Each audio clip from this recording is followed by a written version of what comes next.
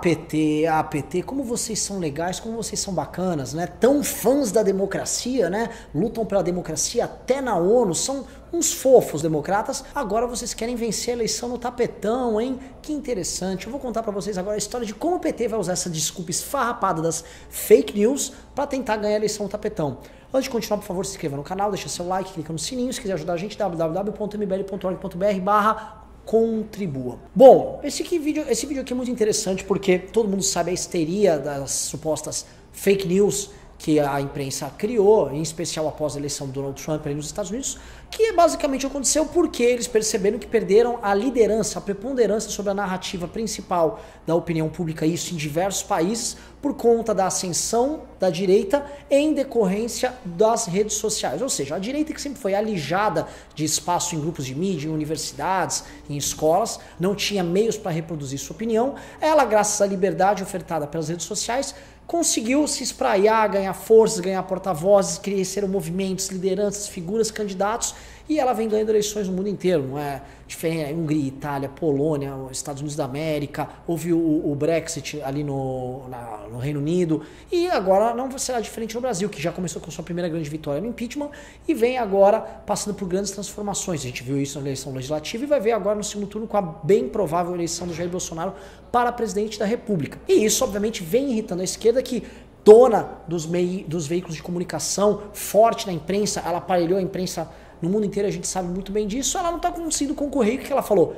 Isso tudo que esses caras vêm falando são notícias falsas, são as tais fake news. Eles criaram essa histeria. Aqui no Brasil essa histeria encontrou eco muito grande, por exemplo, com figuras, professores. Tem Fábio Malini, né, lá do Espírito Santo, tem o Pablo Hortelado em São Paulo. O Pablo Hortelado é como se fosse a madrinha da censura no Brasil, né? Ele finge de um cara técnico, um cara muito sério e tal, mas no fundo o que ele quer é te censurar. Se você não pensa como a esquerda, esse cara quer que você cale a boca, você feche o bico, vote em quem ele mandar, fique lá vivendo uma disputa fictícia entre PT e PSDB e não se exponha, né? Sua opinião para ele é merda, sua opinião é notícia falsa, e sua opinião, se for notícia falsa, deve ser inclusive criminalizada. Bom, essa histeria foi criada, chegamos na época das eleições, houve a censura que o Facebook fez em diversas páginas, nos atacaram, fomos vítimas de muitos ataques mentirosos, de fake news vindos da grande imprensa inclusive. E aí o ministro Luiz Fux fez aquele périplo dele, foi até no programa do Pedro Bial, falando que ele vai combater, o TSE irá combater as fake news. E falou inclusive que eleições podem ser anuladas por causa de notícias falsas. Obviamente, né, ele falava que a imprensa era um instrumento inclusive de fiscalização disso. E não que a imprensa, e essa é a grande verdade, é o maior agente difusor de notícias falsas, não só do Brasil, mas do mundo. A grande verdade é o seguinte: ocorrem notícias falsas em grupos de WhatsApp, grupos de família, de tiozões, etc. Lógico que ocorrem, e sempre ocorreram fofocas que antes aconteciam quando você ia jantar na casa do seu tio, na casa da sua prima, quando você se encontrava com amigos, teorias da conspiração, mil. Isso sempre aconteceu, só que agora as pessoas fazem isso no WhatsApp, né? E isso está chocando eles, porque o monopólio da notícia falsa sempre foi da imprensa. E agora esse monopólio, de certa forma, foi quebrado. Houve uma democratização da notícia falsa. Mas uma coisa que eles querem criminalizar é a opinião divergente, que é muito diferente da notícia falsa. Então, não é à toa que eles fazem uma pregação de que opiniões que são de direita, por exemplo, devam ser extintas porque elas são baseadas em boatos, em notícias falsas, enquanto as notícias falsas que são basicamente apregoadas pela esquerda, eles fecham a boca, eles não falam nada. Eles estão muito chocados, né, falando que a campanha do Bolsonaro espalha notícias falsas, mas não comentam todas as notícias falsas que foram espalhadas pela campanha do Fernando Haddad. O Fernando Haddad chegou a ser, inclusive, repreendido no TSA, teve que tirar material do ar com mentiras que eles haviam soltado sobre o Jair Bolsonaro. E aí, cadê a histeria sobre isso? Não há histeria alguma, a imprensa basicamente não fala nada. A imprensa também não fala nada, né? Pior, ela esquece que o senhor Lula, alguns anos atrás, né, logo após vencer a eleição, ele conta que quando ele ia para fora do Brasil falar de números de crianças mortas, de fome, etc., ele inventava os números, chuta qualquer número aí, fala e todo mundo vai te aplaudir. O Lula falou isso, eu vou botar o vídeo aqui, ó, dá uma olhada. Eu cansei de viajar o mundo falando mal do Brasil, gente. Era bonito a gente viajar ao mundo e falar: no Brasil tem 30 milhões de crianças de rua, no Brasil tem 30 milhões. A gente nem sabia, tem não sei quantos milhões de abortos, era tudo clandestino, mas a gente ia citando números, sabe? Se o cara perguntasse a fonte, a gente não tinha, mas a gente ia citando números. Eu não esqueço nunca, eu estava debatendo, o Roberto Marinho e o Jaime Lerner em Paris. Mas eu estava dizendo porque no Brasil tem 25 milhões de crianças de rua. Eu era aplaudido calorosamente pelos franceses. Quando eu terminei de falar, o Jaime Lerner falou assim para mim, ô Lula, não pode ter 25 milhões de crianças de rua, Lula. Porque senão a gente não conseguiria andar nas ruas, Lula. É muita gente.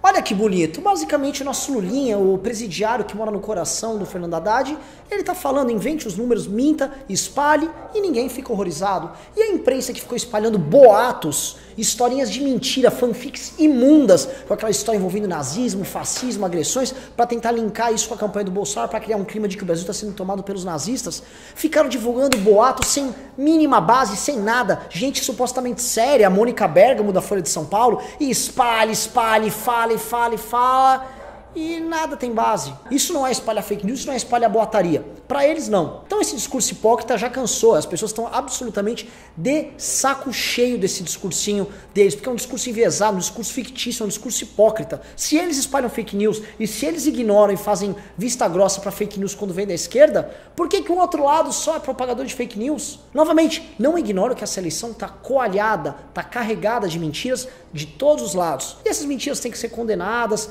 essas mentiras têm que ser corrigidas, têm que ser coibidas na democracia. Mostrar a verdade dos fatos. Estamos vivendo uma competição entre narrativas, entre histórias, e as narrativas verdadeiras e as melhores narrativas vão preponderar. É natural. Então a imprensa tem que ter o papel de corrigir, mas corrigir todas as fake news e não tentar criminalizar só um lado. Porque na verdade o que nos parece é que vocês querem, na verdade, criminalizar a opinião divergente, a opinião da direita, né?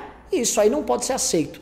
Então o que aconteceu agora, né? A turminha do PT saiu agora uma antagonista, eles estão preparando o discurso do tapetão. Né, eles vão querer acionar o TSE falando que essa eleição foi construída baseada em notícias falsas e por conta disso o resultado dela foi enviesado e como foi influenciado por essas notícias falsas, elas têm que ser anuladas. Né? E isso, né, o próprio TSE já soltou uma nota ali dizendo que besteira e etc. Mas isso vai servir para construir a narrativa de oposição a eles, falar que a eleição do Bolsonaro foi uma eleição ilegítima, e como eleição ilegítima, baseada nas notícias falsas, eles têm que fazer o combate, blá, blá, blá, blá, blá. A gente já conhece essa história. Né? Na eleição americana, quando a gente estava já no finalzinho da disputa entre Hillary e Donald Trump, eles começaram a vir com esse discurso da notícia falsa, preparar a narrativa toda, e o Donald Trump já está no segundo ano de mandato dele, tendo que enfrentar essa história de que a Rússia enfrentou, a Hillary comprou e não sei o que, simplesmente para deslegitimar a vitória dele, que foi uma vitória legítima sobre a Hillary Clinton. E isso vai acontecer provavelmente no Brasil.